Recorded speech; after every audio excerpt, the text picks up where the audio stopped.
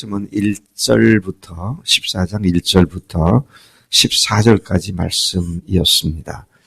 잠깐 그 말씀을 간략히 되돌아보면 오늘 말씀이 그 연장선상에 있음을 알게 될 것입니다. 안식일입니다. 한 바리새인 지도자가 리더급에 있는 사람이 예수님을 자기 집에 식사 초대를 했습니다. 얼마 전에 말씀에서도 바리새인이 예수님을 자기 집으로 식사 초대를 했다가 손님으로 초대받아간 예수님께서 그 사람을 면박을 주고 그랬던 내용이 기억나는데 오늘도 거의 비슷한 상황입니다. 뒤에 보면 거기에는 다른 바리새인들도 많이 와서 함께 자리를 같이 하고 있었음을 보게 됩니다. 그런데 지난번 경우하고는 좀 다르게 주님께서 이번에는 안식일 날, 안식일이니까요, 병 고친 이를 기선제압을 하시면서 병을 고치셨습니다. 거기에 보니까 수종병 든 사람이 있길래 주님께서 고쳐주시고는 하시는 말씀이 너희들이 안식일에 병 고치는 것이 합당하냐 못하냐 그렇게 물으시고는 그들에게 아들이나 소가 우물에 빠졌다면 안식일에도 즉시 끌어내지 않겠느냐라고 하시면서 아예 그들의 입을 봉해버리시는 이야기가 나와 있습니다. 또 이어서 그들의 삐뚤어진 자세를 지적하셔서 하시는 말씀이 집의 높은 자리를 사람들이 차지하고 있는 것을 보고는 하시는 말씀입니다. 높은 자리에 앉지 말고 끝자리에 앉아 있어라. 그러면 주인이 와서 높은 자리 이리로 오시라고 그렇게 인도하지 않겠느냐. 그때 그가 영광을 받게 된다.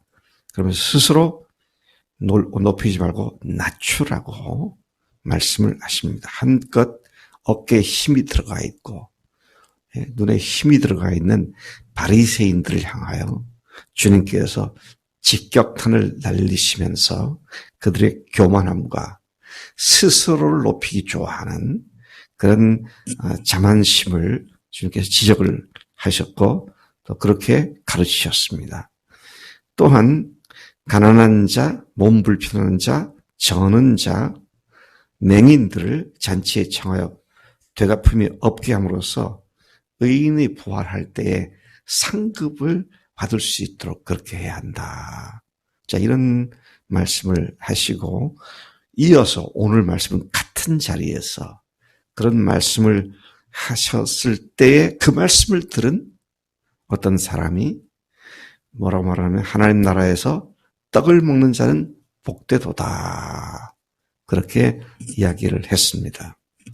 자, 이 말이 무슨 말입니까? 이것을 알려면 이 사람이 말하게 된 배경을 조금 이해하면 도움이 될 것 같은데요. 바로 이 말씀을 하고 나니까 주님께서 어떤 사람이 큰 잔치를 베풀고 많은 사람들을 잔치에 초청을 했다. 그런데 천국 잔치에 참여하지 않으려는 핑곗거리를 만들어서 초대받은 사람들이 한결같이 사양하는 모습을 보여주었다. 그렇게 말씀을 하십니다. 어떤 사람은 밭을 샀기 때문에 가봐야겠다. 또 어떤 사람은 소 5겨리를 샀기 때문에 가서 소가 일을 잘하는지 시험해 봐야겠다. 또 어떤 사람들은 장가 갔으니까 난 못 가겠다. 이렇게 사양을 다 했다. 그런 말씀으로 말씀을 하신 내용이죠. 여러분, 이 유대인들이 당시에는요, 잔치를 준비하면 잔치하기 며칠 전부터 초청할 사람들에게 알립니다. 어느 날 당신을 초청할 터이니 그때 잔치에 참석을 해라. 그러면 사람들이 알겠다. 그런데 잔칫날 점심이 될지 저녁이 될지 정확한 타이밍을 아직 알려주지 않았기 때문에 잔치 준비가 끝나는 대로 다시 하인들을 보내서 또는 종들을 보내서 전에 초청받았던 사람들에게 지금 오늘이다. 오늘 바로 몇 시에 언제까지 오시라고 이제 그렇게 하는 풍습이 있었다고 합니다. 그러니 이 종들이 가서 초청을 하고 오라고 한 사람들은 이미 며칠 전에 초청을 수락한 사람들입니다. 근데 그날 잔칫날 나갔을 때 그들이 그 새해 내가 이런 일들 저런 일들 해서 못 가겠다. 이렇게 하는 거죠. 이것은 초청한 사람에 대한 무례함이고 모독하는 짓이었습니다. 주님께서 그 상황들을 이야기하시면서 하시는 말씀인데 누구죠? 바리새인들은 당연히 자기들은 하나님나라의 잔치 자리에 참여할 것이다. 그래서 우리가 참 복된 사람이군요. 이런 지금 얘기를 하고 있는 겁니다. 근데 주님께서는 그것을 완전히 뒤집는 말씀을 하시게 되는 것을 보게 됩니다. 주인의 심부름으로 사람들을 데리러 갔던 종들이 돌아와서 주인에게 말하기를 초대받은 사람들이 이러이러한 이유로 못 오겠다고 합니다. 그러니까 주인이 노했다 그랬습니다. 모독을 당한 거죠. 그래서 빨리 시내 거리와 골목으로 나가서 가난한 자들과 몸 불편한 자들과 맹인들과 저는 자들을 데려오라. 그러니까 또 종들이 열심히 나가서 그렇게 했습니다. 그러고는 다시 보고를 합니다. 주인님, 명하신 대로 했지만 아직도 빈자리가 많은데요. 아직도 자리가 많이 비었습니다. 그러니까 그 주인이 다시 말합니다.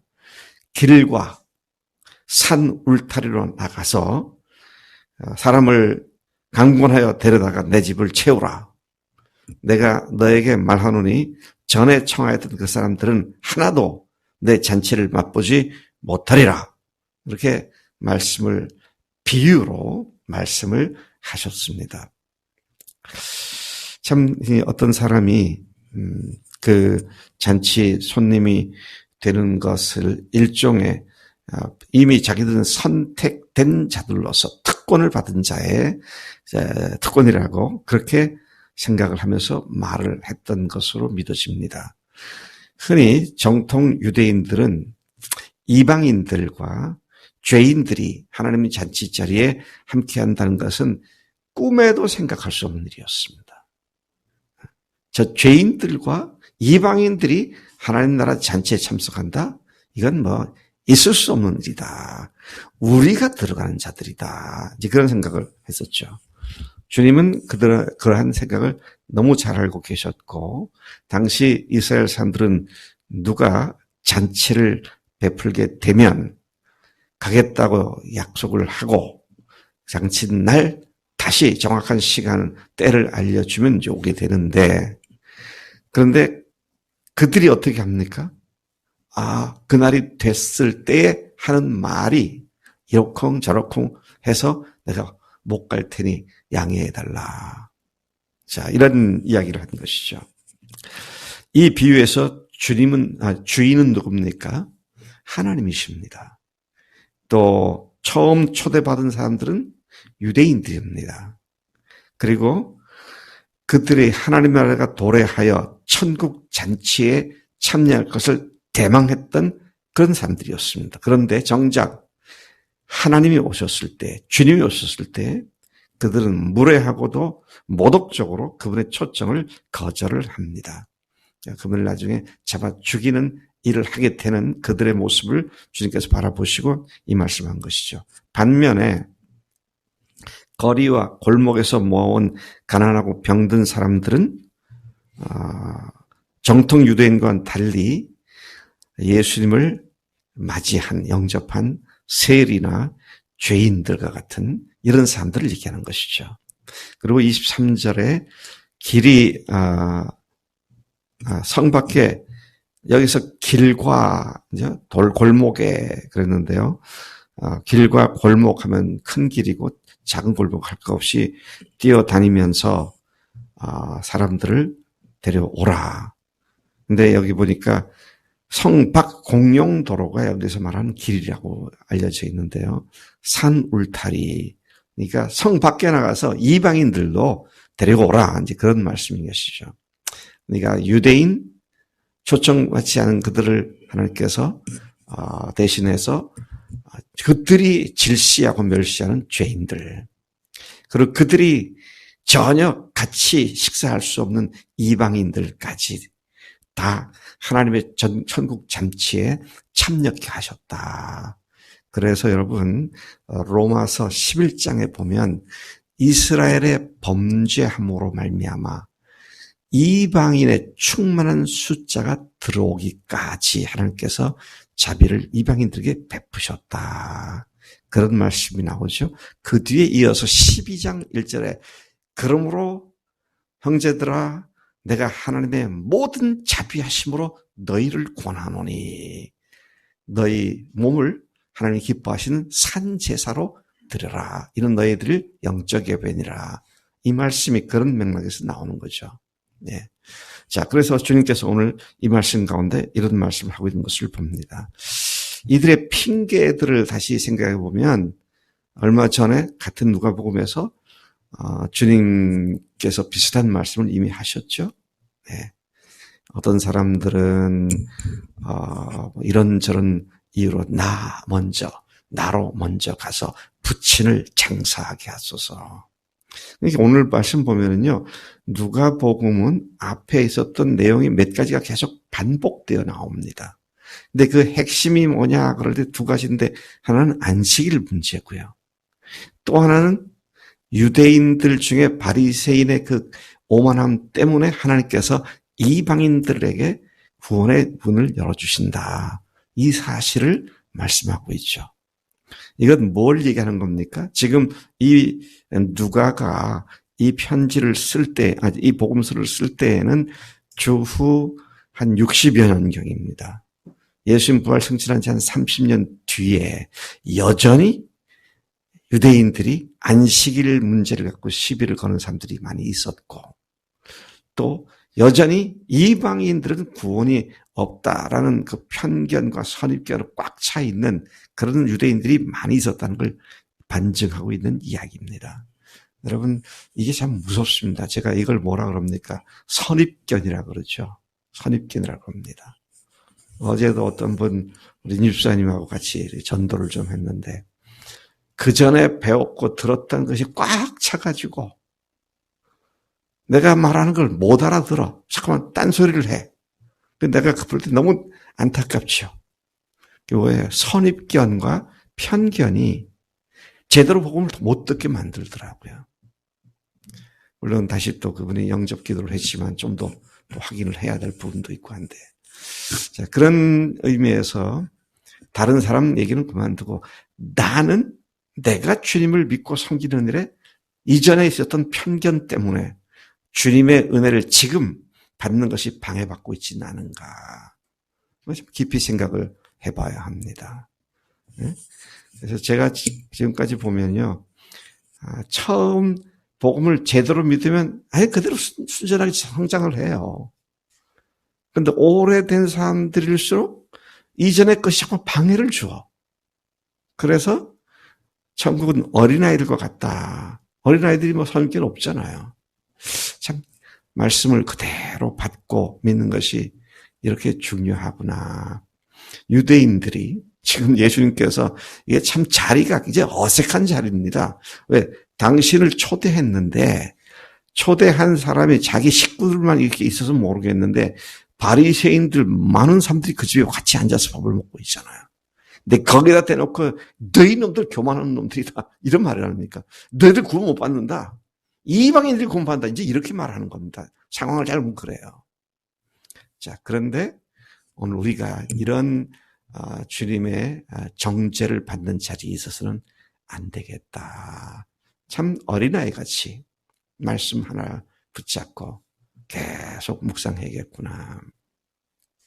제가 어젯밤에 꿈을 꿨어요. 꿈을 꿨는데 꽤 오랫동안 꿈꿨어요. 윤석전 목사님 꿈을 꿨어. 느닷없이 윤석전 목사님 꿈에 나타났어요. 근데 그 양반이 꿈에 나타난 걸 보면서 저 양반을 하나님께서 쓰시는 이유가 뭘까? 그렇지, 기도를 많이 해서 그렇지. 그러면서 그 양반이 기도를 하면서 자기에게 하나님께서 깨닫게 하신 말씀을 깊이 계속 묵상을 하겠구나. 내가 꿈에서 그런 생각이 다 하더라고요. 그래서, 하나님 말씀 하나라도 제대로 붙잡고 묵상을 깊이 해야 그곳에 담겨 있는 진리를 제대로 알 수 있겠구나. 그런 꿈을 꾸기도 했습니다만은, 우리 여기 새누리 교회를 창립했던 김동명 목사님, 안희숙 사모님의 남편이죠. 그분은 돌아온 탕자의 심정, 이거 가지고 평생 목회를 하셨어요.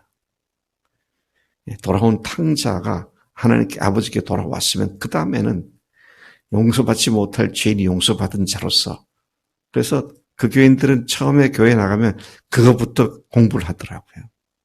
각 사람들이, 각 목회자들이 자기가 특별히 깊이 묵상한 것 가지고 목회를 하는구나.